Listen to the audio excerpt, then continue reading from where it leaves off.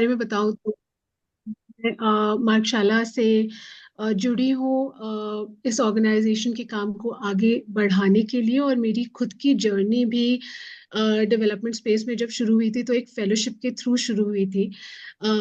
तो I think इस mission और इस मिशन के साथ इस विजन की ओर काम करना is very close to my heart as well, कि कैसे हम उत्तराखंड में, और मैं खुद उत्तराखंड की हूँ, तो कैसे अपने प्रदेश में हम ऐसा इकोसिस्टम क्रिएट कर सके जिससे हमारे युवाओं को, हमारे कम्युनिटी की, हमारी ओवरऑल सोसाइटी की प्रोग्रेस हो। तो जैसा कि रजता ने बताया, हम स्वरोजगार फेलोशिप जो हमारा की एक फ्लैगशिप प्रोग्राम है जिसमें हम युवाओं के साथ काम करते हैं, उसके बारे में बात करेंगे। पर एक स्टेप थोड़ा पीछे लेते हैं जब मार्गशाला की जर्नी की शुरुआत हुई थी।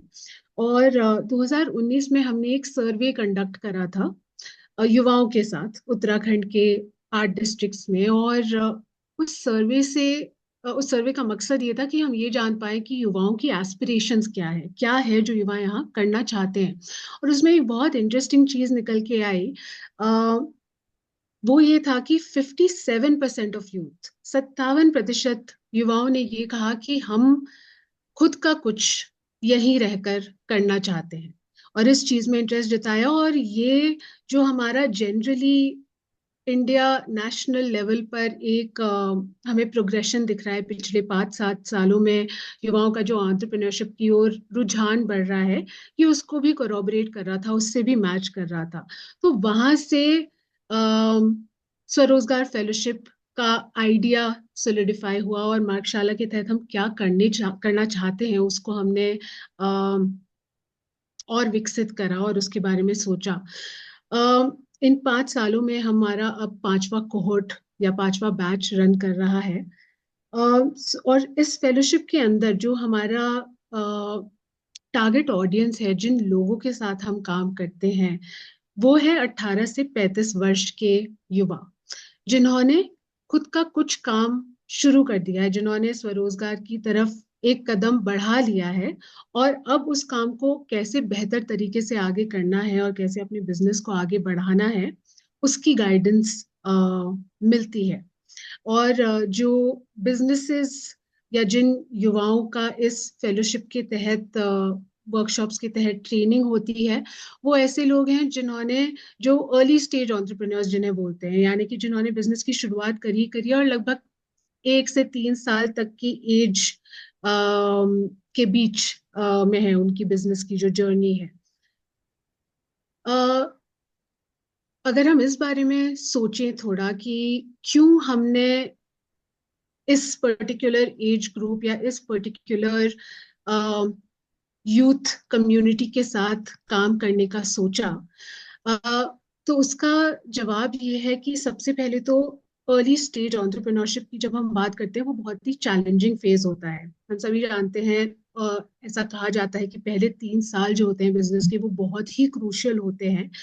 और कितनी बार हमने अपने ही फेलोज से, जिन युवाओं के साथ हम काम करते हैं, जो अपना बिजनेस कर रहे हैं ऑलरेडी और इस जर्नी में शुरुआत कर चुके हैं इस जर्नी की, वो अभी भी आके बताते हैं कि उनके क्या चैलेंजेस हैं। अभी भी गवर्नमेंट जॉब्स का प्रेशर है, despite the fact that they are entrepreneurs और वो खुद का कुछ काम कर रहे हैं। जब घर जाते हैं, रिश्तेदारों से मिलते हैं, इन जनरल सोसाइटी में लोगों से बातचीत होती है, तो लोगों की एक्सपेक्टेशन अभी भी यही है कि आप गवर्नमेंट जॉब में चले जाओ, स्टेबिलिटी आ जाएगी लाइफ में।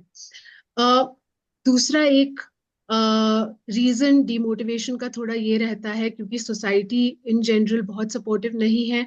साथ ही साथ एक डेडिकेटेड गाइडेंस नहीं है कि मैंने काम शुरू तो कर दिया, मैंने एक स्किल सेट है मेरा, उसको मैंने एज अ बिजनेस लॉन्च करने की कोशिश करी है, बट व्हाट नेक्स्ट?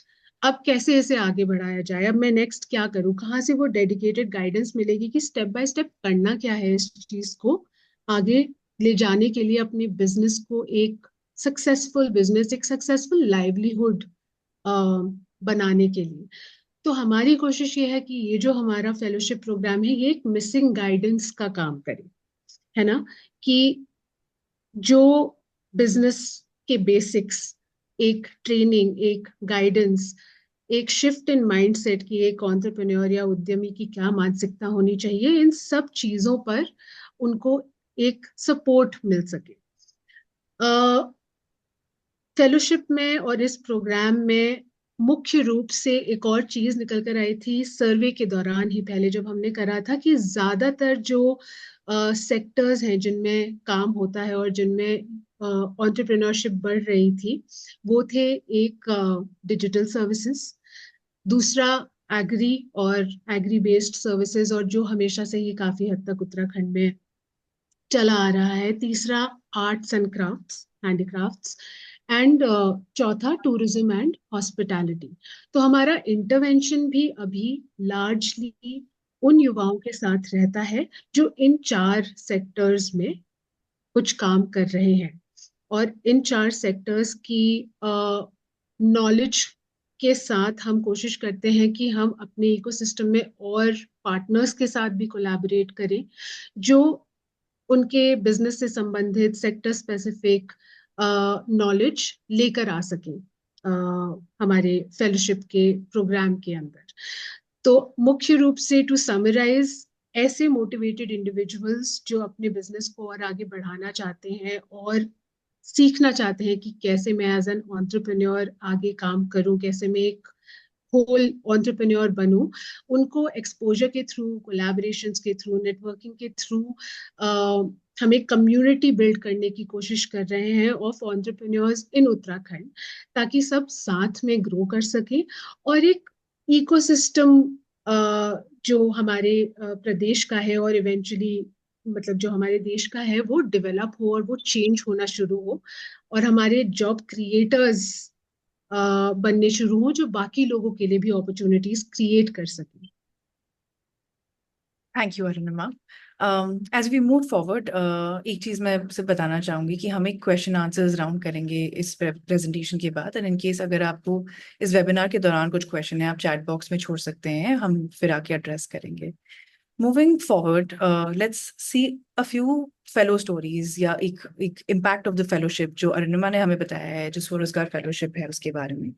हमारे पास दो फेलोज की स्टोरीज हैं आपके पास शेयर करने के लिए। अशोक जो अनएक्सप्लोर्ड उत्तराखंड नाम से एक ट्रैवल बिजनेस चलाते हैं, जब वो फेलोशिप से ग्रेजुएट हो रहे थे उसके थ्रू उन्होंने हमारे साथ काफी अपने प्रोजेक्ट के बारे में हाईलाइट शेयर की थी, and one of the key moments for him was that the first review that he had gotten, जो एक रिव्यू जो वो अपने बिजनेस को कर रहे थे उसका पर्पस जो उन्हें दिखना शुरू हुआ, and that's something that was an impact of the fellowship that he believed that he'd shared.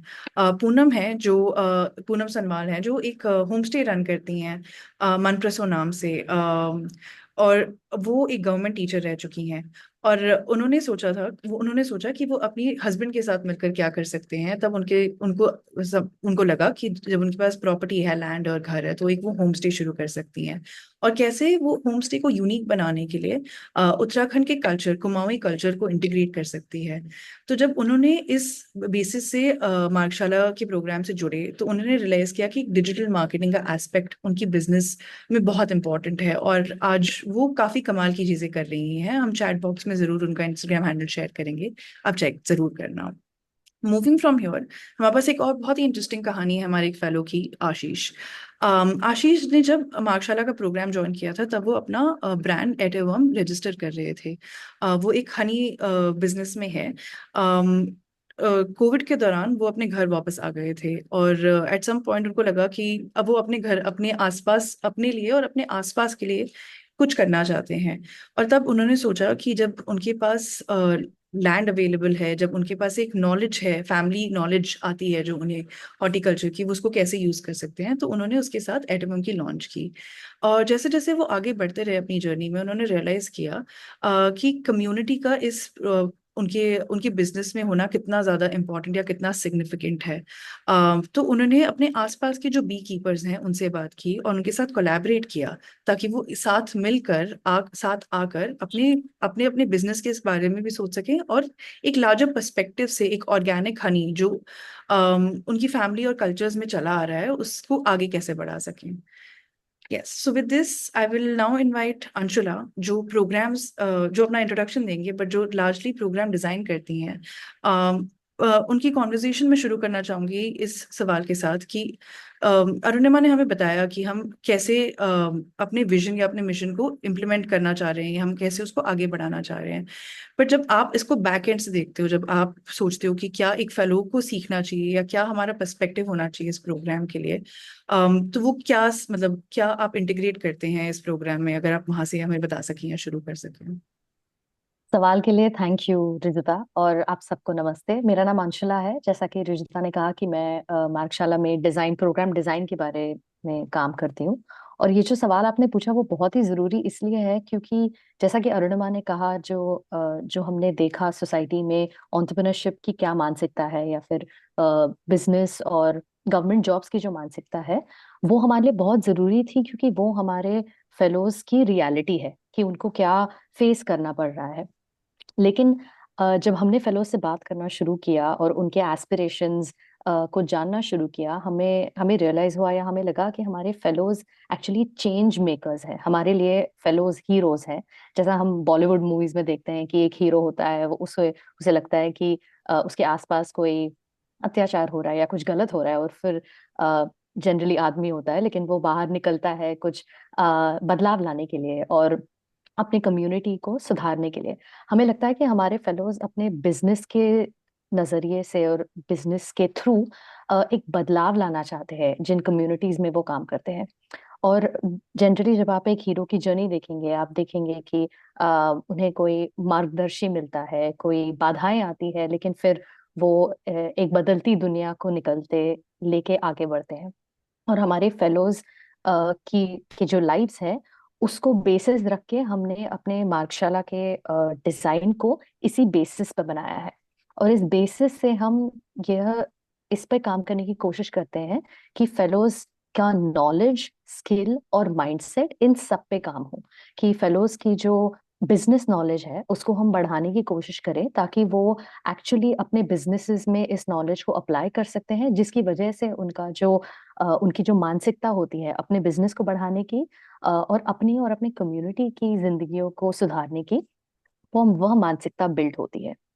और जब हम इस पर्सपेक्टिव को देखते हैं, यह लॉजिक या ये स्ट्रक्चर फेलोशिप को, हम इस 6 महीने के फेलोशिप को 4 हिस्सों में डिवाइड करते हैं। और ये 4 हिस्से हमने उनको उड़ान, विकास, निर्माण और नजरिया का नाम दिया है, क्योंकि हमें लगता है कि बिजनेस की शुरुआत धीरे होती है लेकिन लोगों से बात करके होती है, जो कि एक उड़ान फेज है। विकास जब आप अपने बिजनेस को एस्टैब्लिश करते हो। अम, निर्माण होता है जब आप एस्टैब्लिश कर चुके हो और फिर उसको एक्सपैंड, उत्तराखंड के आगे की दुनिया में एक्सपैंड करना चाहते हो। और फिर नजरिया, जब आप एक काफी टाइम बिजनेस कर चुके हो और फिर आपको कुछ जगह रुकना पड़ता है ये सोचने के लिए कि अगले 5 साल आपको क्या करना पड़ेगा, जब आप लॉन्ग टर्म प्लान बनाते हैं। तो इस पूरे 6 महीने के फेलोशिप में जब आप अगर कुछ मूल्य रूप से पिलर्स की तरह देखें, तो यह डिजाइन हमने इस तरीके से डिजाइन किया है कि सबसे बहुत बेसिक पिलर होता है लर्निंग, कि आप एक्चुअली सीखते क्या है फेलोशिप में, जो कि होता है स्किल सेट को सीखना। हम एक्सपर्ट्स को लेके आते हैं ट्रेनिंग और खुद से किए हुए टास्क्स से, जिससे फेलोज को नॉलेज, स्किल्स और ये एटीट्यूड, एक एंटरप्रेन्योरियल एटीट्यूड बिल्ड होती है, जिससे वो एक्चुअली अपने बिजनेस में जाके इनको अप्लाई कर सकते हैं। दूसरी जो एक बहुत ही इंपॉर्टेंट पिलर है वो है मेंटरिंग, क्योंकि हम सब जानते हैं कि हम अकेले कुछ काम उतना बेहतर नहीं कर पाते जितना कि जब कोई हमें सहारा दे रहा है या कोई हमें गाइडेंस दे रहा है उसे करने में। तो मेंटरिंग एक बहुत ही इंपॉर्टेंट पिलर है इस स्वरोजगार फेलोशिप की, जिससे हम जिस जिस मानसिकता की हम बात कर रहे थे वो सबसे ज्यादा बिल्ड होता है। जब एंटरप्रेन्योर्स जो सेक्टर में काम कर रहे हैं वह आके फेलोज को फॉर्मल ट्रेनिंग देते हैं, उससे उनका जो कम्युनिटी एस्पेक्ट की बात कर रहे हैं वहां से उनका डिसीजन मेकिंग ज्यादा क्लियर हो पाता है कि किस तरह के से कम्युनिटी को लेकर एक ग्रोथ की तरफ देखा जा सकता है बिजनेस को। तीसरी जो बहुत ही जरूरी पिलर होती है इस फेलोशिप की है वो है नेटवर्क। और नेटवर्क जब हम कह रहे हैं, नेटवर्क अलग अलग तरीके के होते हैं। बाकी एंटरप्रेन्योर्स जो फेलोज के साथ काम करते हैं, सेक्टर में जो एंटरप्रेन्योर्स बहुत सालों से काम कर रहे हैं, मार्गशाला के टीम मेंबर्स, और बाकी की एंटरप्रेन्योरल कम्युनिटी जो कि उत्तराखंड में हो सकती है लेकिन उत्तराखंड के बाहर भी होती है। तो हमें लगता है कि पीयर लर्निंग, एक दूसरे से सीखना बहुत ज्यादा यूजफुल होता है, ना कि सिर्फ बातें करना। तो पीयर लर्निंग और एक्सपीरियंशियल लर्निंग सबसे ज्यादा जरूरी होता है। और चौथा जो कि जब हम एंटरप्रेन्योरशिप की बात करते हैं वो है फाइनेंशियल असिस्टेंस, जो कि जरूरी होता है। यहाँ पे जब हम फाइनेंशियल असिस्टेंस की बात करते हैं सीड ग्रांट के नजरिए से, वो फेलो स्पेसिफिक होता है। और फेलोशिप के टाइम पे जो एक मनी की जरूरत होती है फेलोज को एक्सपेरिमेंट करने के लिए, ट्राई करने के लिए, ग्रो करने के लिए, वो उस फेलोशिप पीरियड में फेलोज को दिया जाता है। अब हमने डिजाइन और स्ट्रक्चर के बारे में काफी बात कर ली है, हम तीनों ने, मार्गशाला की टीम ने।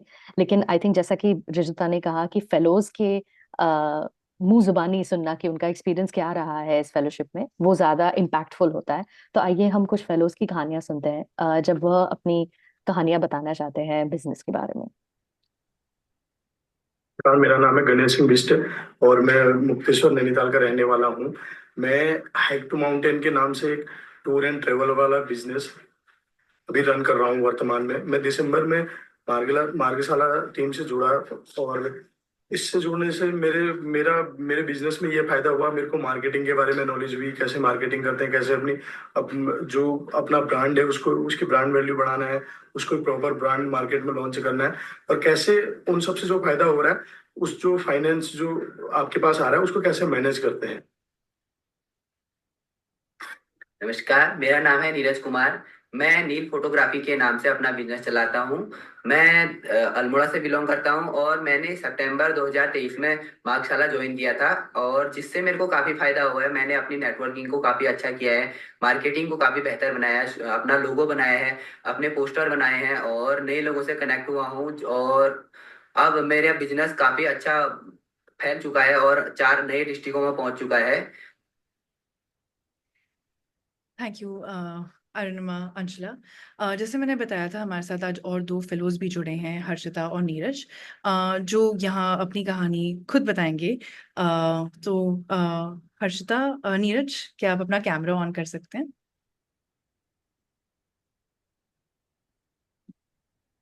Hello ma'am. हेलो जी। नीरज, क्या आप अपने आप को थोड़ा सा इंट्रोड्यूस कर सकते हैं? इस स्लाइड पे थोड़ी बहुत इन्फॉर्मेशन है आपके बारे में, बट अगर आप अपना इंट्रोडक्शन खुद दे सकते हैं तो बढ़िया रहेगा।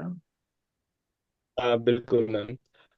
मैम, मेरा नाम नीरज सिंह बिष्ट है और मैं उत्तराखंड के नैनीताल जिले के मुक्तेश्वर के एक छोटे गांव भुरासी का निवासी हूँ, जो कि पास में हमारा भालूगढ़ वाटरफॉल है, उसके पास में ऑर्चर्ड स्टैब्लिश किया। बट उससे पहले हमारा प्लान चल रहा था, लगभग 2019 से हम लोगों ने प्लान किया हुआ था कि हमको ऑर्चर्ड स्टैब्लिश करना है। बट उसके बाद हम रिसर्च वगैरह कर रहे थे धीरे धीरे, फिर अचानक से लॉकडाउन आ गया। तो हमारा प्लान था उसको 20 तक हमारा उसको ऑर्चर्ड को स्टैब्लिश करने का था, तो लॉकडाउन।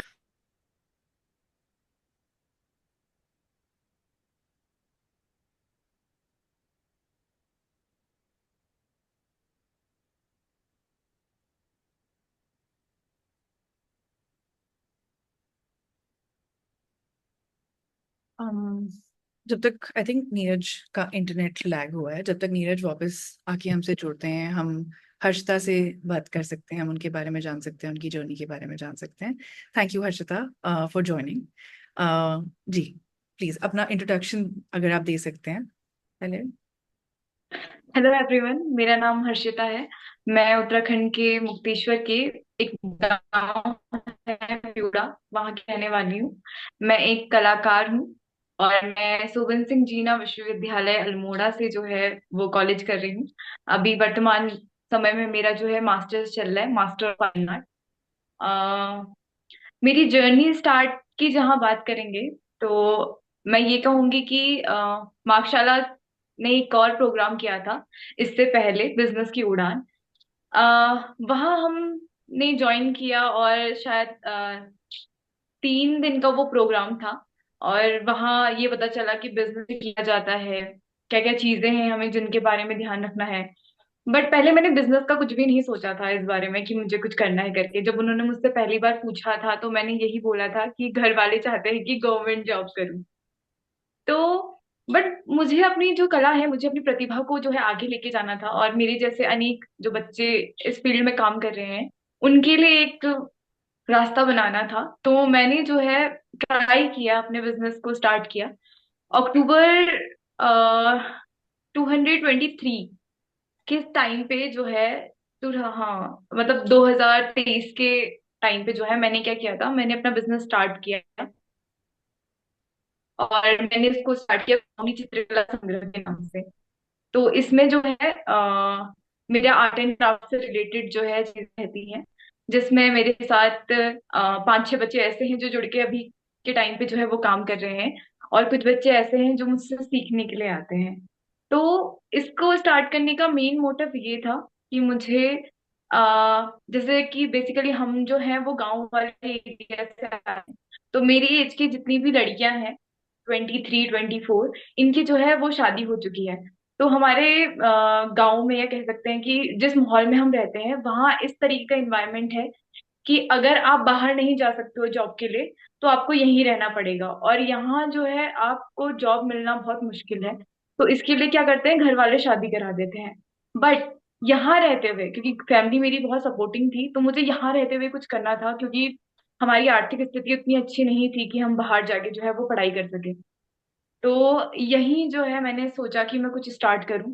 और धीरे धीरे करके मेरे कॉलेज, क्योंकि मेरे पास बहुत बड़ा यूथ है कह सकते हैं, क्योंकि बीएफए के, बैचलर ऑफ फाइन आर्ट के जो है बहुत सारे बच्चे हैं जो आर्ट एंड क्राफ्ट से रिलेटेड काम करते हैं।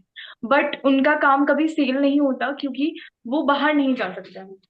तो उस उनके काम को, उसको एक प्लेटफॉर्म देने के लिए एक कह सकते हैं कि एक इंसान ऐसा चुना गया जो कि मैं ही हूँ, जो कि उनके काम को प्रेजेंट करे लोगों के सामने।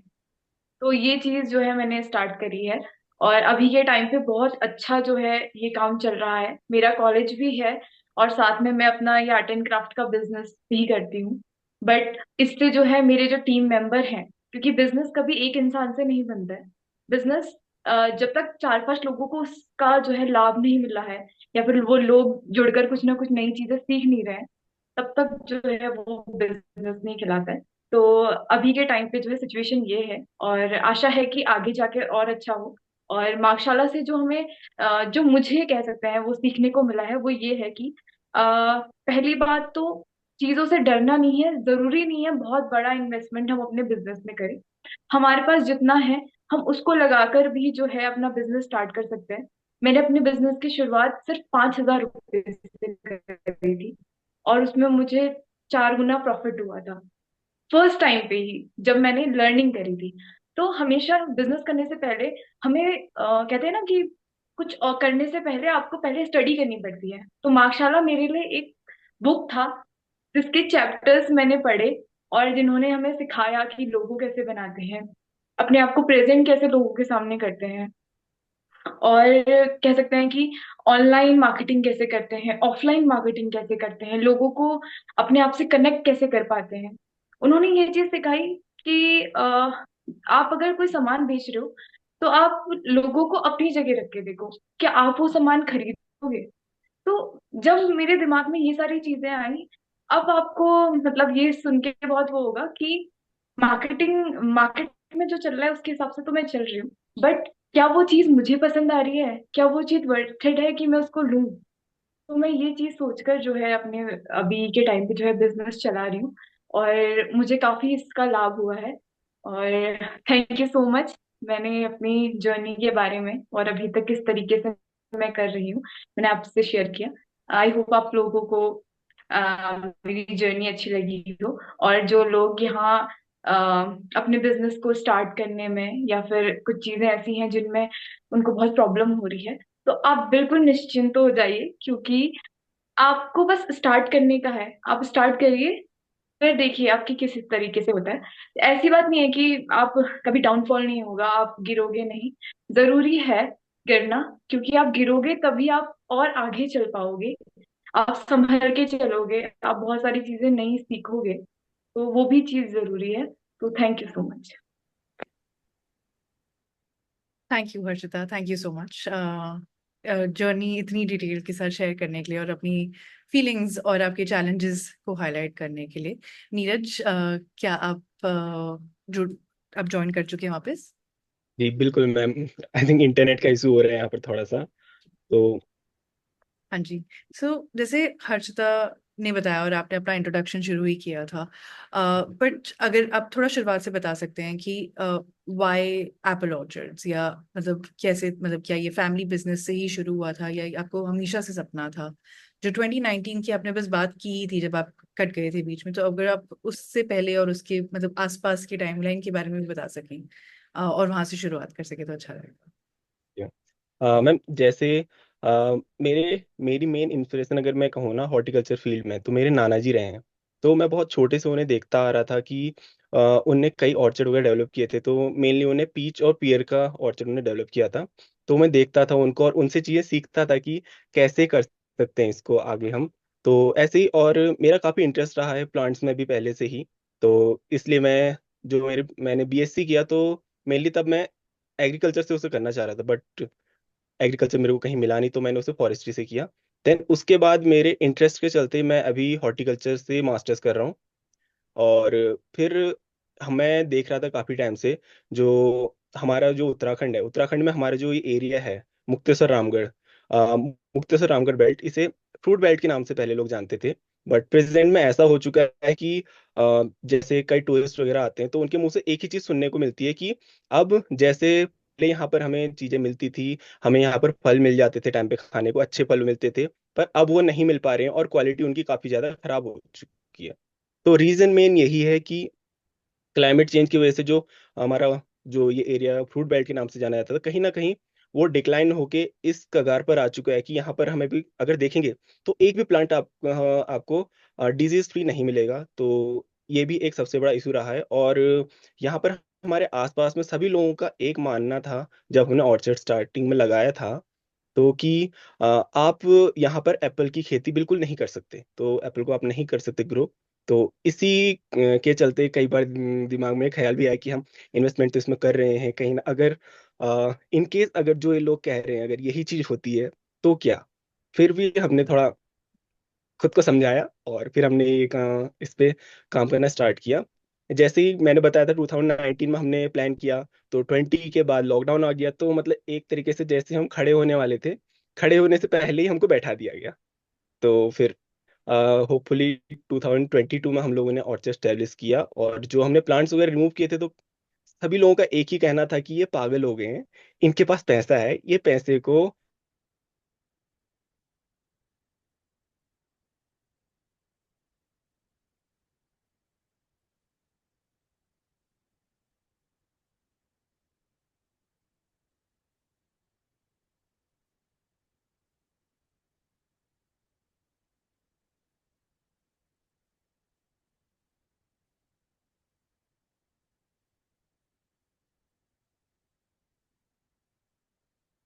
Should we wait for a second? Hello. हाँ नीरज, कंटिन्यू, सुनाई दे रहा है आप जो बोल रहे हैं। Okay ma'am. जैसे हमारे आसपास में कई लोग जो कहीं ना कहीं हम लोगों को पीछे खींचने की कोशिश कर रहे थे, अब वो भी सोच रहे हैं कि कहीं ना कहीं वो अपना खुद का बिजनेस स्टार्ट करें। और मेनली यहाँ पर हमारे यहाँ पर एक सभी लोगों के मन में एक मेंटेलिटी सबकी यहीं पर है कि जैसे हमारे यहाँ पर कोई भी युवा है, उसका 12th कंप्लीट होगा तो वो यहाँ से चला जाता है रुद्रपुर या हल्द्वानी सिडको वगैरह में जॉब करने के लिए। तो कहीं ना कहीं यहाँ पर हमारे आसपास सब लोगों की एक यही मेंटेलिटी है कि जो यहाँ पर रह रहा है, वो कुछ नहीं कर रहा है, वो नाकारा और निकम्मा है।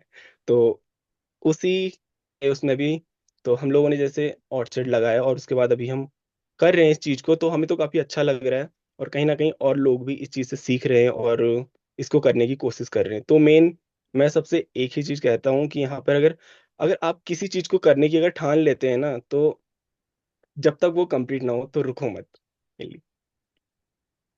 थैंक यू मैम, आज सुनने के लिए सभी का thank thank you for sharing Neeraj. अगर आप ओपन होंगे, मेरे पास एक सवाल है एक्चुअली आपके लिए, जी कि जैसे ये एक लर्निंग, मतलब आपका इंटरेस्ट तो था ही, और ये जी। एक फैमिली में बिजनेस की तौर से देखा भी जाता था, बट ऐसा आपने कुछ नोटिस किया अपने आप के बारे में, क्योंकि आप क्लियरली मतलब क्लाइमेट और नेचर के प्रति मतलब बहुत ड्रॉन टूवर्ड्स हैं, बट फिर इसको बिजनेस मॉडल, मतलब जब हम बिजनेस की बात करते हैं तो एक स्केलिंग का फैक्टर आता है, इसको आगे बढ़ाने में कुछ चैलेंजेस आते हैं। तो अब तक आपने कुछ ऐसे एक्सपीरियंस किए हैं, या आप एंटिसिपेट, मतलब आप सोच सकते हैं कि कुछ होगा, तो आप प्रॉब्लम सॉल्विंग पर्सपेक्टिव से कैसे देख रहे हैं? बिकॉज क्लाइमेट का इशू तो एक कांस्टेंट क्राइसिस है जिसको हम झेल ही रहे हैं, स्पेशली जो वेस्टर्न हिमालय में हम रह रहे हैं उसमें। तो ऐसी कोई मतलब लर्निंग, सीख या एक्सपीरियंस है जो आप शेयर करना चाहेंगे या बताना चाहेंगे? हाँ मैम, जब मेनली हम लोगों ने जब बिजनेस स्टार्ट किया था, तो उस टाइम पे भी हमने काफ़ी चीज़ों का देखा था कि हमने मेनली डेटा जो थे, जो हमें अवेलेबल थे, तो हम लोगों ने देखा। और अभी रिसेंट में ही आफ्टर कोविड, तो कहीं ना कहीं ऑर्गेनिक्स और फ्रूट्स वगैरह की डिमांड काफ़ी ज़्यादा बढ़ चुकी है। और हमारे जो एप्पल्स रहते हैं वो हम लोग ऑर्गेनिक ग्रो करने की कोशिश कर रहे हैं, क्योंकि मेरे बड़े भैया भी प्रोफेशन से डॉक्टर हैं। तो उनका भी एक ही कहना है कि लोगों को जहर क्यों ही खिलाना जब हम उसे खुद खाना पसंद नहीं कर रहे हैं। और आगे हम इसके मार्केट की बात करते हैं ना, तो 2022 में जो इसका मार्केट जो था, ऑर्गेनिक का छोड़ दो, ओनली एप्पल के मार्केट की बात करूं, 2.6 मिलियन मीट्रिक टन जो इंडिया का एक्सपोर्ट हुआ था। और वो धीरे धीरे बढ़ के अभी 2.8 मिलियन मीट्रिक टन को क्रॉस कर चुका है। और कंजम्पशन भी इसका काफी तेजी से बढ़ रहा है। और 2030 तक ये 3 मिलियन को भी क्रॉस करने के इसके चांसेस हैं। तो कहीं ना कहीं ये मार्केट काफी तेजी से ग्रो कर रहा है, और हम लोगों को इसके अकॉर्डिंगली ही अपने आप को ढालना पड़ेगा। Thank you Neeraj, thank you so much. आगे बढ़ते हुए, जैसे मैंने, अंशुला ने, अरुणिमा ने और नीरज और हर्षिता ने भी अपनी जर्नी, और हमने मार्गशाला की इतनी बात की है, पर्टिकुलरली स्वरोजगार फेलोशिप, जैसे अरुणिमा ने बताया, जिस पे ये वेबिनार फोकस्ड है। हमारे पास कुछ ग्लिम्स है आपके लिए, आप सबके लिए, एक विजुअली देखने के लिए कि फेलोशिप की जर्नी होती कैसे। So moving forward, let's see that.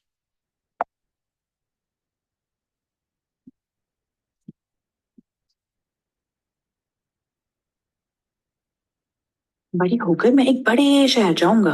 See most Pahadi children. In the heart of Uttarakhand's majestic mountains, migrating to bigger cities isn't just a choice. It's often the only way young people see a future for themselves. Private jobs are hard to find, government job selection rates are low, and there are very few role models to guide young people in building local futures. We, Magshala, inspired Pahadi youth with our flagship program, Swaroskar Fellowship, to reimagine their aspirations by enabling them to foster entrepreneurship. Through a participatory approach and adult learning principles as our pillars, we coach our fellows on essential business learning, pair them with mentors, and offer them performance based seed grants along with a vast network of our alumni, inspiring them to become livelihood creators rather than job seekers. In the last 5 years of working closely with young entrepreneurs, we've seen a significant shift. From agriculture to tourism, arts, handicrafts, and digital services, our fellows are redefining the landscape of rural entrepreneurship. We are also very proud that half of our cohort is now women. With your support, we can continue transforming life of our Pahari youth and nurture their potential to build more sustainable local futures.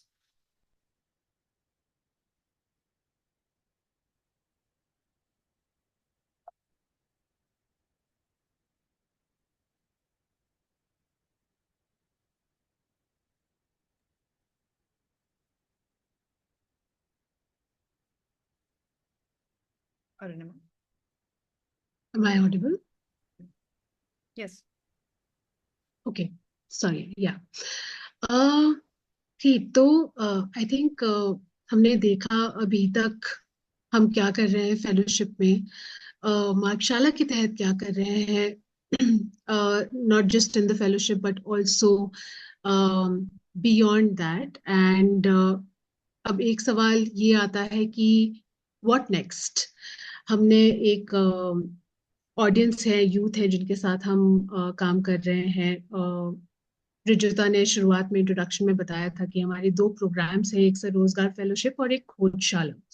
तो ये जो एक visual आप लोग अपनी screen पे देख रहे हैं, this is how we also see कि यूथ किन अलग अलग कैटेगरीज में आते हैं। So at the bottom of the pyramid pioneers हैं जिन्होंने अपने पहले कदम ले लिए हैं। तो ये वो लोग हैं जो स्वरोजगार फेलोशिप का हिस्सा बनते हैं, जिन्होंने अपनी एंटरप्रेन्योरियल जर्नी शुरू कर ली है और इस फेलोशिप के तहत और अपनी जर्नी में आगे बढ़ रहे हैं। ये हमारा एग्जिस्टिंग प्रोग्राम है। इसके ऊपर है एक्सप्लोरर्स, थोड़ा लार्जर बेस ऑफ यूथ जिनको आइडिया है कि मुझे कुछ करना है और मुझे यहाँ रहकर कुछ करना है, बट अभी उन्होंने कुछ कॉन्क्रीट स्टेप्स नहीं लिए हैं उस डायरेक्शन में, अभी वो बढ़े नहीं है क्योंकि कहीं ना कहीं इंफॉर्मेशन पूरी तरह नहीं है कि कैसे जो मैं सोच रहा हूँ या सोच रही हूँ उसको उस डायरेक्शन में आगे बढ़ूं। तो यहाँ पे हमारा खोजशाला प्रोग्राम आता है, which are like career exploration workshops, जिसमें युवाओं को क्या उनके आसपास लाइवलीहुड अपॉर्चुनिटीज है उसके बारे में जानकारी मिलती है और इंट्रोड्यूस करते हैं रोल मॉडल्स से जो आप ही के रीजन में काम कर रहे हैं खुद का कुछ। और सबसे टॉप पे जो सेगमेंट है जिनको हमने क्लासिफाई करा है एज एडवेंचरर्स, ये वो सेगमेंट ऑफ यूथ है जिन्होंने अभी कुछ नहीं सोचा है। और हमारे पहाड़ों में बहुत सारे ऐसे युवा हैं, बहुत सारी रिसर्च और स्टडीज के थ्रू भी निकल कर आता है कि डायरेक्शनलेस है कई सारे लोग, और एक जो हमारा इमेंस पोटेंशियल है, हम एक यंग कंट्री है इंडिया, और जो हमारा पोटेंशियल है वो बहुत अंडर यूटिलाइज्ड है। तो हमारा अब आगे के जो प्लान्स हैं, अगर मैं उसके बारे में थोड़ा बहुत बताऊं तो हम ये कोशिश कर रहे हैं कि कैसे हम इस एडवेंचरर सेगमेंट के साथ काम कर सकें। तो जो हमारी स्वरोजगार फेलोशिप और खोजशाला से लर्निंग्स हैं, कैसे उन लर्निंग्स को और डेमोक्रेटाइज कर सके और लोगों तक पहुंचा सके, और इसके लिए ऑब्वियसली टेक्नोलॉजी का इस्तेमाल करना बहुत की हो जाता है। डिजिटली हम कैसे आगे बढ़ा सकते हैं अपने प्रोग्राम्स को और मैक्सिमम युवाओं तक पहुंच सकते हैं, ताकि वो एडवेंचरस से एक्सप्लोरर्स बने, थोड़ा समझे कि अच्छा ये मेरा इंटरेस्ट है, ये अपॉर्चुनिटी यहाँ अवेलेबल है, तो कैसे मैं इस ओर बढ़ सकती हूँ। और फिर एक्सप्लोरर्स से चेंज मेकर्स या पायनियर्स बने जो उस तरफ कदम उठाएं, स्वरोजगार की ओर बढ़े और साथ ही साथ अपनी कम्युनिटी के लिए भी और अपॉर्चुनिटीज क्रिएट करें। तो ये हमारा गोल है और हम कोशिश कर रहे हैं। If you move on to the next slide Rujuta, अभी तक हमने कई सारे युवाओं के साथ पिछले 5 सालों में, जब से हमने काम की शुरुआत करी थी, कई सारे युवाओं को एंगेज करा है।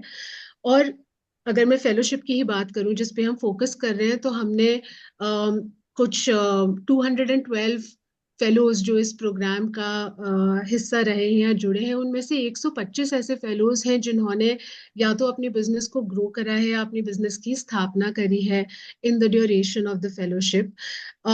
और खोजशाला के तहत हमने कुछ 800 प्लस युवाओं के साथ इंटरैक्शंस या वर्कशॉप्स करी हैं। और जैसा कि आपने वीडियो में देखा था, ये एक चीज है जिसकी तरफ हम कोशिश कर रहे हैं कि कुछ और तरीकों से भी काम करने की, कि कैसे जो नंबर ऑफ विमेन पार्टिसिपेंट्स है वो हमारा उसमें इक्वल रिप्रेजेंटेशन हो। और बहुत अच्छा लगता है आज की डेट में ये देखकर कि compare to the first batch, जब सिर्फ मेरे ख्याल से 28% पार्टिसिपेंट्स विमेन थे, हमारे प्रीवियस बैच में we had a 50% participation of women entrepreneurs. So we are trying to see कि हमारे programmes from the perspective of women, young women, and also in other terms inclusive हो सके, क्योंकि हिमालय में, specially Himalayan states में, youth की mobility यहाँ के इकोसिस्टम और ज्योग्राफी की वजह से बहुत ज्यादा इम्पैक्ट होती है। और हमारा गोल ये है कि आने वाले साल में हम अपना participation under both the programs, हमारी जो इंटरवेंशन है, how can we double that participation, ताकि ज़्यादा यूथ प्रोग्राम्स का हिस्सा बन सके। और ऑफ कोर्स हम कैसे डिजिटली अपनी लर्निंग को डेमोक्रेटाइज करें एक ऐसे प्लेटफॉर्म के थ्रू जिससे लोगों को और युवाओं को इंफॉर्मेशन मिल सके अपने रीजन के हिसाब से लाइवलीहुड्स के बारे में। तो ये हमारा आगे आने वाले समय का एक थोड़ा ग्लिम्स है या प्लान है जो हम करना चाहते हैं।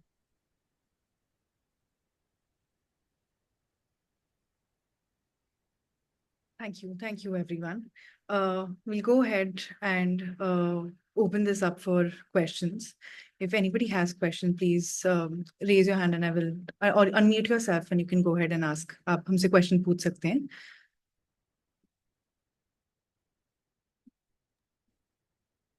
आपके कोई सवाल अगर आप चैट पे डालना चाहें तो वो भी कर सकते हैं।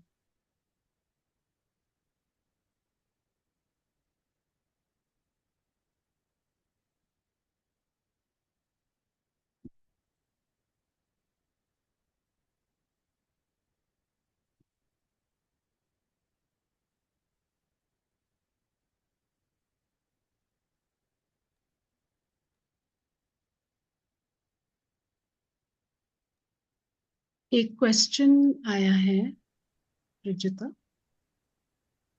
हाँ जी. Anshula, would you be open to taking it?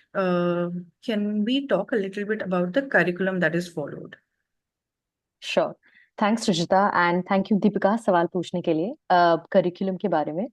तो जैसा कि हमने कहा डिजाइन के सेक्शन में कि हम हमारे जो प्रिंसिपल्स है वो है कि हम फेलो को सेंटर पे रखते हैं और हमारा करिकुलम या 6 महीने का जो फेलोशिप है वो 4 हिस्सों में बटा हुआ है। तो हमारे करिकुलम का फोकस इस तरह से होता है कि हर हर फेज में, जैसा कि मैंने कहा, विकास, निर्माण और नजरिया, उड़ान, विकास, निर्माण और नजरिया, हर फेज को हम शुरुआत करते हैं एक ट्रेनिंग से जिसे हम किक ऑफ मीटिंग कहते हैं, जहाँ पे हम 2 या 3 दिन का एक इन पर्सन ट्रेनिंग रखते हैं, जहाँ फेलोज जहाँ जहाँ भी अपने घर पे होते हैं वो एक सेंट्रल जगह आते हैं जहाँ पे हम उस फेज का ईथॉस एस्टेब्लिश कर पाए कि इस फेज में हम करना क्या चाहते हैं। इस फेज में उन 2 या 3 महीनों के टाइम में उन्हें क्या एक्टिविटीज, क्या बिजनेस के बारे में उन्हें सीखने का मौका मिलेगा। और वहां पे हम उन्हें ट्रेनिंग देने की कोशिश करते हैं ताकि जब जाके उन्हें, मान लीजिए, मार्केटिंग या बिजनेस फाइनेंस किसी या कस्टमर से बात करना है, जिस चीज के भी बारे में उस फेज में बात हो रही है उसके बारे में उन्हें जानकारी मिल जाए और उसके बारे में वो सोचना शुरू कर दें। तो उस ट्रेनिंग का मकसद ये होता है कि फेलोज को पता हो कि आगे के 2 महीने में, उस फेज में, उस वक्त में क्या होने वाला है। और फिर फेलो के का जो हर हफ्ते का एक, मान लीजिए आप स्केड्यूल अगर या टाइम टेबल सोच लीजिए, वो इस तरह का होता है कि हर हफ्ते का एक फोकस आइडिया होता है कि इस हफ्ते में हम इस चीज के बारे में बात करने वाले हैं। मान लीजिए कस्टमर से जब फीडबैक आपको लेना पड़ता है तो वो आप कैसे ले सकते हैं। तो हफ्ते की शुरुआत में फेलो एक अपने बिजनेस में उस कस्टमर के फीडबैक का कुछ काम करना शुरू करते हैं। वो उन कस्टमर्स, और जैसे कि हमने कहा कि एक्सपीरियंशियल लर्निंग हमारे लिए बहुत जरूरी है, तो वहां पे फेलोज को एक टास्क दिया जाता है या एक एक्शन दिया जाता है जो उनको करना पड़ता है। मान लीजिए 5 कस्टमर्स को कॉल कीजिए, उनसे बात कीजिए अपने बिजनेस के बारे में, और जो जानकारी आपको मिलती है उसको कलेक्ट करके हफ्ते के एंड में एक कॉल पर आइए। और फिर वो पूरा हफ्ता होता है उस फेलो को अपने बिजनेस में वो काम करने के लिए, क्योंकि हम समझते हैं कि फेलोज को बिजनेस चलाना है, बाकी की जिंदगी भी में भी बहुत काम होते हैं। तो हफ्ते के 5 दिन उन्हें जब भी वक्त मिलता है उस पे काम किया जा सकता है। और फिर हफ्ते के एंड में जब वो एक ऑनलाइन कॉल के लिए आते हैं, उस ऑनलाइन कॉल का मकसद ये होता है कि वो आके शेयर कर पाए बाकी की टीम के साथ कि उन्होंने क्या किया उस एक्टिविटी के बारे में, और उस पे और चर्चा होती है। या फिर हम किसी एक्सपर्ट को लेके आते हैं, जैसे कि हमने कहा कि एक्चुअल एंटरप्रेन्योर्स के साथ और रियल लाइफ एक्सपर्ट्स के साथ काम करना हमारे लिए बहुत जरूरी है। तो हम उन एक्सपर्ट्स को लेके आते हैं उस टॉपिक के बारे में और बेहतरीन तरीके से बात करने के लिए। और फिर उस टॉपिक का इंट्रोडक्शन उस तरीके से होता है। तो हर हर हफ्ते का, अगर मैं मान लीजिए करिकुलम कहूँ, तो करिकुलम इस तरीके से बटा हुआ है। और फिर हर हर हफ्ते ऑनलाइन मीटिंग होती है और हर 2 या 3 हफ्तों में हम ये देखते हैं कि हम कैसे फेलोज को वापस एक इन पर्सन मीटिंग के लिए लेके आए, क्योंकि हम जानते हैं कि ऑनलाइन हम कोविड की वजह से हमने ऑनलाइन काफी कुछ अचीव कर लिया है, लेकिन जब हम साथ में मिलके एक दूसरे के साथ बातचीत करते हैं और एक्टिविटी करते हैं, उसका वो सीखने का तरीका और ज्यादा इम्पैक्टफुल होता है। तो इस तरीके से हमने इन 4 फेजेस को या इन 6 महीनों को देखा है। अरुणिमा और रिश्ता, अगर आपको कुछ ऐड करना है यहाँ पे, प्लीज ऐड कीजिए। आई थिंक मैं सिर्फ एक चीज और ऐड करूंगी, मतलब दिस इज, ये एक उस करिकुलम का वैसा पार्ट नहीं है जो डिलीवर होता है फेलोज को, लेकिन एक पार्ट ऑफ द प्रोग्राम जो हम करते हैं वो होती है फील्ड विजिट्स, जिसमें हम हर एक फेलो की लोकेशन पर लोकेशन विजिट करते हैं, so that we are able to see कि एक्चुअली जहाँ पर वो काम कर रहे हैं वहाँ चीजें कैसी दिखती हैं, चैलेंजेस कैसे दिखते हैं, डेली बेसिस पर क्या वो कर पाते हैं। क्योंकि जब सेशंस के लिए फेलोज आते हैं तो वो या तो ऑनलाइन ऑफ कोर्स सेशंस होते हैं, या फिर जैसे अंशुला ने बताया कि वो ऑफलाइन एक पर्टिकुलर लोकेशन पर आते हैं। तो आई थिंक फील्ड विजिट्स एक इम्पॉर्टेंट एस्पेक्ट होता है जो हमें ये अलाउ करता है कि हम एक हर फेलो को इन एक्शन देख पाए जिस हद तक हो सके, या एटलीस्ट जहाँ से वो ऑपरेट कर रहे हैं उस स्पेस में उनके साथ इंटरेक्ट कर सके और उनको उनके चैलेंजेस को शायद थोड़ा और बेहतर तरीके से समझ सके। हाँ, बस ये एक चीज मैं ऐड करना चाहूंगी।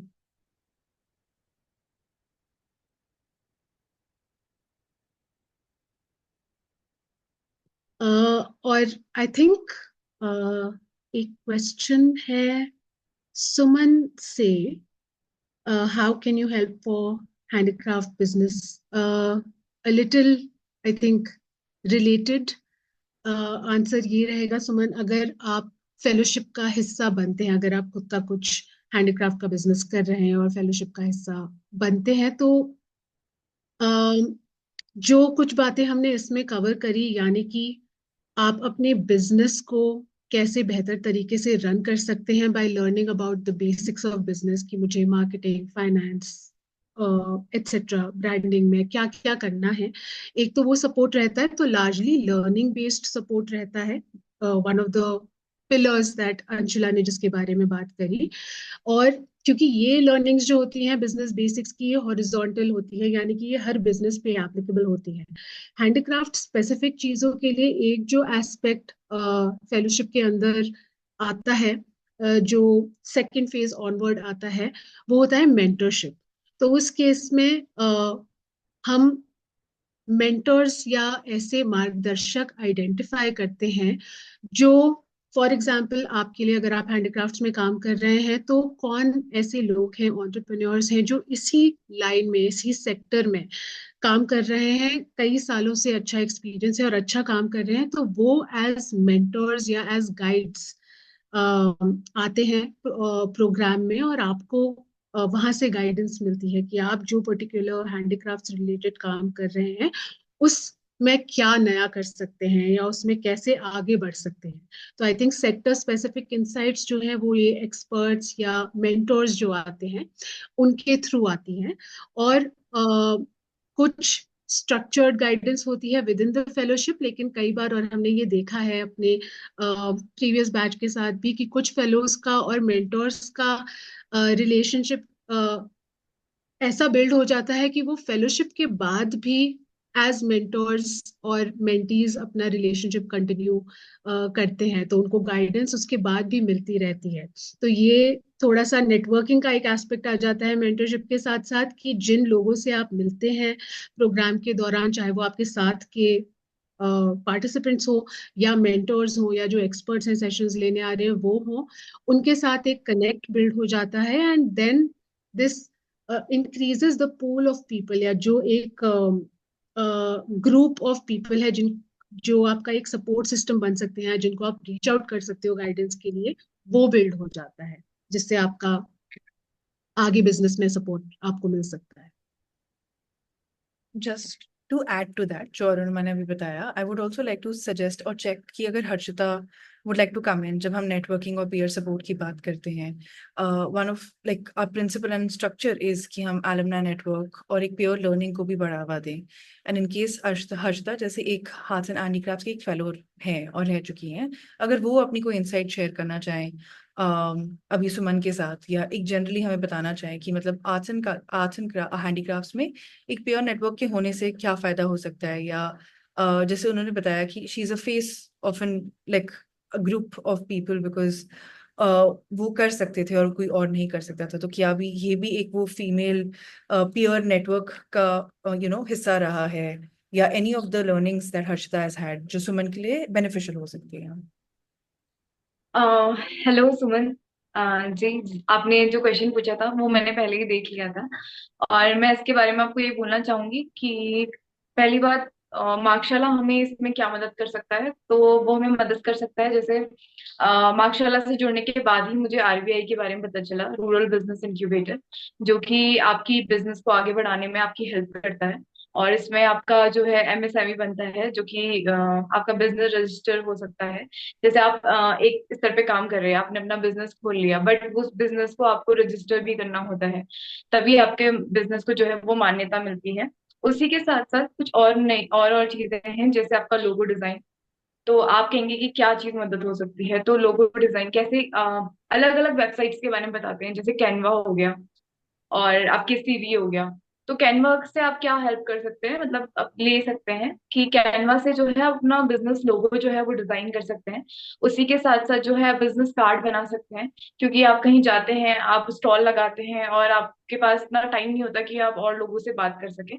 तो आप उनको इंगेज करने के लिए, या फिर उनको एक मतलब अपने बारे में याद दिलाने के लिए आप उनको जो है कार्ड दे सकते हैं, जिससे अगर वो इंटरेस्टेड है आपसे सामान लेने में या फिर आपसे बात करने में, तो वो जो है आपसे कार्ड ले लेंगे। उसके अलावा और क्या क्या चीजें हो सकती हैं, जैसे हम हैं फेलोज, तो जितने भी आर्ट एंड क्राफ्ट के जुड़े जुड़े हैं लोग, जैसे मेरे से पहले जो है एक बैच था जो आशीष सर वाला था, उसमें मैम थी एकता मैम। तो एकता मैम ने हमें अभी कुछ टाइम पहले ही जो है काम प्रोवाइड किया है। तो वो जो है एक कह सकते हैं कि उनका भी एक अपना स्मॉल बिजनेस है, जो कि वो एक अच्छे स्तर पे चला रही हैं, देहरादून में ही, जिनमें उनके साथ काफी जो है गांव की महिलाएं जुड़ी हैं। बट उनको कुछ आर्टिस्ट चाहिए थे, तो उन्होंने हमारे से जो है वो हेल्प ली है चीजों में, हमसे कुछ डिजाइन लिए हैं। इसी तरीके से अभी आपको भी अगर ऐसा कुछ चाहिए कि आप कुछ सीखना चाहते हैं, नया सीखना चाहते हैं, या फिर आप अपनी चीजें एक अच्छे स्तर पे सेल करना चाहते हैं, आप अपनी चीजें बनाते तो हैं बट आप प्रेजेंट नहीं कर पाते, एक अच्छे लेवल पे ले नहीं जाते, तो आप हमसे कांटेक्ट कर सकते हैं। हमारे पास वो जगह है या वो प्लेटफॉर्म है जहां हम उसको और अच्छे से प्रेजेंट कर सकते हैं। तो ये होता है एक नेटवर्किंग, कि कैसे हम एक साथ जुड़कर काम कर सकते हैं। और सिर्फ हमारे साथ ही नहीं, आपसे जुड़े हुए जितने भी लोग हैं, जैसे हमारे साथ हमारे बैच पे कुछ फोटोग्राफी वाले थे, कुछ जो है होम स्टे वाले थे। तो जरूरी नहीं है कि हमारे ही क्या बोलते हैं फील्ड वाले हमारी हेल्प कर सके। फोटोग्राफी वालों से हम हेल्प ले सकते हैं कि वो हमारी जो पोर्टफोलियो है उसको बनाने के लिए जो है एक अच्छा फोटो शूट करके हमें दे दें। और जो होम स्टे वाले हैं जो जुड़े हुए हैं, वो हमारी कैसे हेल्प कर सकते हैं कि अगर हमें पेंटिंग कहीं लगानी है शोकेस के लिए, मतलब दिखाने के लिए, तो वहां हम उनको दे सकते हैं कि वो लगाएं, और जो उनके वहां टूरिस्ट आते हैं उनको अप्रोच करें। तो इस तरीके से नेटवर्किंग बनती है, इस तरीके से बिजनेस चलता है, और हम एक दूसरे की हेल्प कर सकते हैं। और मार्कशाला से एक लास्ट पॉइंट जो मैं बोलना चाहूंगी कि क्या चीज हो रही है, तो अभी कुछ टाइम पहले से ही मार्कशाला ने जो है, शायद हमारे बैच से ही, शोकेस एक प्रोग्राम जो है रखा है, जिसमें आप अपने जो है बिजनेस को, या फिर अपने जो क्राफ्ट की जो चीजें हैं, या फिर कोई भी आप जिस तरीके से भी कोई भी बिजनेस करते हैं, आप उसको शो कर सकते हैं। और इनमें जो है वो लोगों को इनवाइट करते हैं, और आप भी लोगों को इनवाइट करते हैं, और वो आपका सामान देखने के लिए आते हैं। तो बहुत सारी अपॉर्चुनिटी है ऐसी जो आपको मिलती है। तो इस तरीके से होता है। तो मेरे को तो इस इन इन इन चीजों की वजह से काफी हेल्प हुई है। तो ये सारी नॉलेज है जो आपको धीरे धीरे करके मिलेंगी, हर एक फेज में, हर एक चैप्टर में, या फिर बोल सकते हैं कि जब जब आपका अलग अलग प्रोग्राम आएगा, या फिर कोई जैसे मार्कशाला की जितने भी इवेंट होते हैं, अगर आप ज्वाइन करेंगे, ऑफलाइन हो चाहे वो ऑनलाइन हो, तो इनमें छोटी छोटी चीजें ऐसी होंगी जो आपको लाइफ टाइम जो है वो बहुत काम आएंगी। तो ये है। Thank you Harshita. Suman, I hope ये आपके लिए हेल्पफुल रहा हो. Yes, do we have more questions?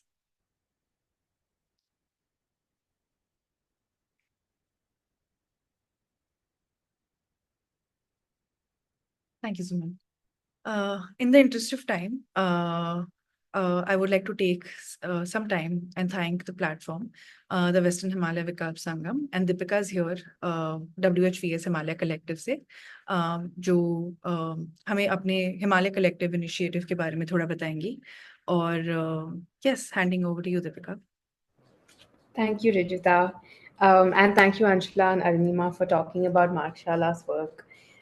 So just quickly introducing the Himalaya Collective. So the Himalaya Collective is like a group of over, 15 organizations. I think it's about 18 organizations now that are coming together to work in the Western Himalayas on various topics. So like how Markshala is working on youth entrepreneurship, we have a similar organization in Kashmir working on youth entrepreneurship. We also have organizations working on different programs such as healthcare and climate change. Essentially, the aim of the Himalaya Collective is to bring these organizations together to kind of foster collective knowledge sharing and growth. So, wouldn't it be cool if Markshala fellows could meet the Mool fellows in Kashmir and they could have an exchange? So that's essentially what the Himalaya Collective or the Western Himalaya Vikalp Sangam aims to do. Through the webinar platform, like we just want to highlight different organizations' work. So thank you very much for sharing your work and how you do it.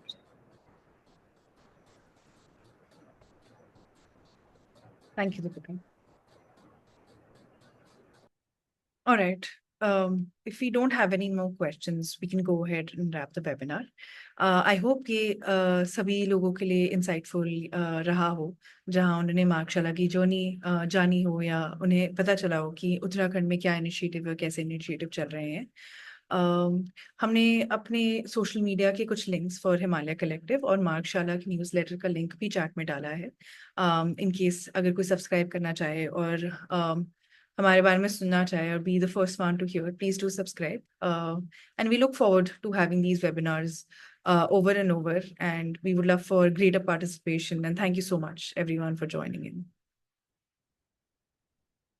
Thank you Rujuta, और सभी को thank you join in करने के लिए. And yes, hopefully more webinars जिसमें हम और आगे जो चीजें कर रहे हैं उनके बारे में भी बात कर सकें, और स्वरोजगार फेलोशिप की तरह बाकी प्रोग्राम्स के बारे में भी और जानकारी दे सके लोगों को.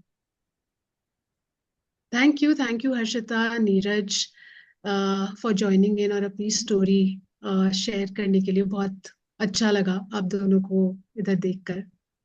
Thank you so much ma'am, हमें भी बहुत अच्छा लगा आपसे बात करके, अपनी जर्नी शेयर करके. Excellent, thank you. Thank you so much, ma'am. Thank you, Neeraj, and all the best.